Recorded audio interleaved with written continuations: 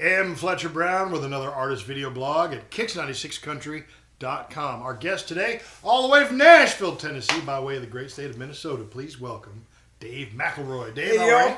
What's up, Fletcher? Welcome to his first time at KIX96. Yeah. But this is not our first time to hang out. No. We got a chance to hang out recently at CMA Music Fest. Yeah, that was a lot of fun. That was a great day. All right, so if you got up to CMA Music Fest 2017, you might have seen Dave. You played a couple of Yeah, we shows had I around think town. 4 shows that week. Mm-hmm. So yeah. Now, I saw you with Bridget Tatum Yep. and Uncle Si. You were keeping some pretty good company that night. Yeah, absolutely. Right. I mean, Uncle Si is just a great human being, and Bridget, Absolutely. look, she's just Bridget. She's the most talented individual. Mhm. It's unbelievable, and the sweetest person you've ever met. Mm-hmm. Now, Bridget Tatum, of course, major songwriter, but Dave is also a songwriter, an artist. And your current single, "Without You," Yeah. now that's a single that's penned by you. Yep. All right. And it's actually doing quite well. You even mentioned the Europeans are loving it. Yeah, it's taken off over in Europe. It's number 19 right now. I just cracked the top 20 on the hot disc. So that's really cool, and that's for all the European countries. And yeah, so I'm pretty pumped about that. It's pretty fun. Well, let's talk a little bit about, introduce you to our audience. Let's talk a little bit about growing up in rural Minnesota. Yeah, yeah. It's living out in the country, and I grew up in Green Bay, out in the country. Cheesehead. Yeah, yeah. And grew up around the farm life. So my dad sold equipment and chemicals to farmers, and every time the flu ran through a family or somebody broke a leg or whatever, off my brothers and I would go to milk or bale or do whatever needed to be done, plant, harvest, whatever. And so I grew up in that life, and then I went up to Minnesota to play ball and run track for the Minnesota Gophers, and I kind of stuck.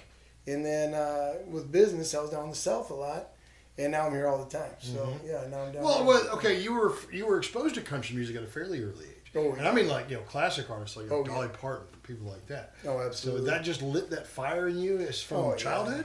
Yeah. Well, it's really cool because every day, it was just at 5:30 in the morning. That's what I heard at my door. It was my dad, and he'd say, "All right, you got a half hour." So it'd be not all right. It's like 3 taps, half hour. That meant I had a half hour to get up, get dressed, make my lunch, be out the door with Dad. Eat my breakfast. And then it was cool because we get in his old truck. He had this old truck. Wouldn't trade him for anything. And we had other newer trucks, but Dad always drove the old truck and had an 8-track player in it. And so my coolest memories are we'd be just quiet together in the truck and smelling his coffee. He'd always take his big coffee mug, put it on the floorboard, and he'd smell that first thing in the morning. And then Dad would put it in like Loretta or Dolly or, anybody, any of the greats. And we just quietly drive to work every morning. Well, at what point did you make the decision? Say, I'm going to leave Minnesota. I'm done with this. I'm going to go down to Nashville. I'm going to write songs. I'm going to play songs. What made that happen?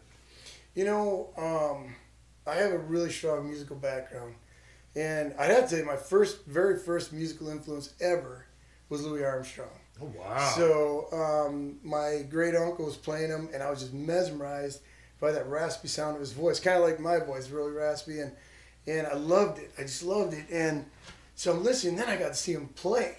My mom got me a video, and his cheeks out to here, and he's sweating, he's wiping. I'm like going, just like.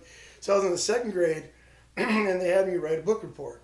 So, and it was supposed to be like a paragraph, and I ended up writing a 2-page paragraph on Louis Armstrong in the 2nd grade, and that's kind of where it all started. And I played the violin and the trombone and electric bass, and I was in swing choir, band, jazz band, musicals, and the whole 10 yards. And in college I was in bands and recorded a couple albums back in the day.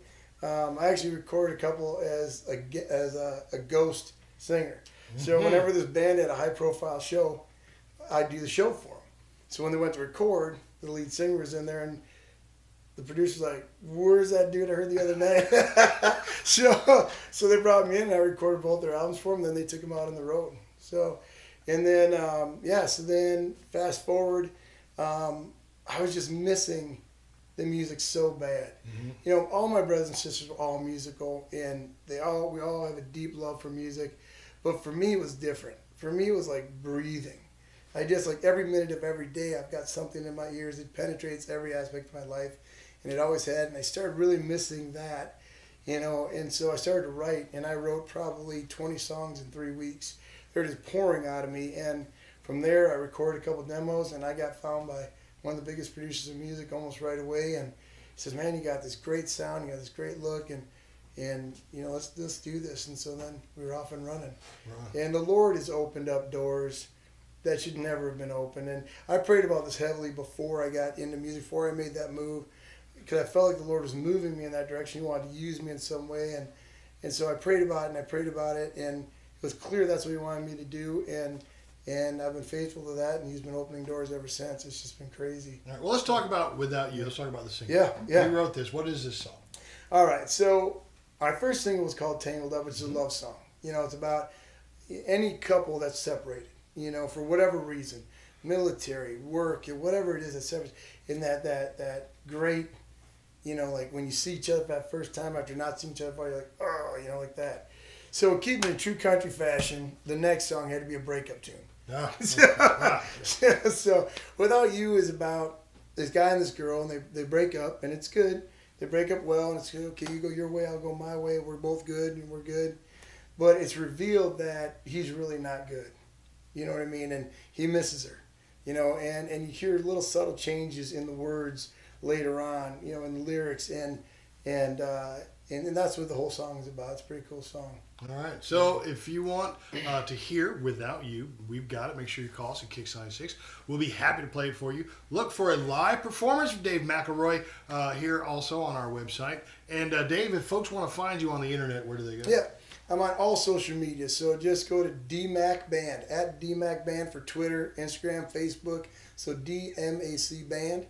And then you can go to my website, just DaveMcElroy.com, and you can watch my videos on Vivo. I'm on iTunes, Spotify, Pandora, all that fun business. So absolutely. Yeah. Dave McElroy, thanks for being here. Hey, man, thanks so much. And thank y'all. Appreciate it so much, and God bless you. And we'll see you next time on another artist video blog, KIX96country.com.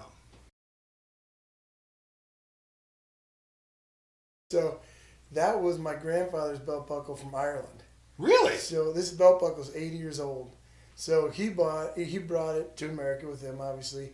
He gave it to my dad. My dad gave it to me. And I have never, ever been in an interview, anything important with music, never on stage without bringing them with me. I bring my grandpa and my dad with me to every single show. Have you ever seen me without it? If there's anything important with my music? I thought he was going to make a joke about the belt buckle, like, "Hey, I found this belt buckle. I was in Texas," but no, it's like it's like this family heirloom. It is. It's 80 years old. Wow. So, and I've never done anything in my music without it.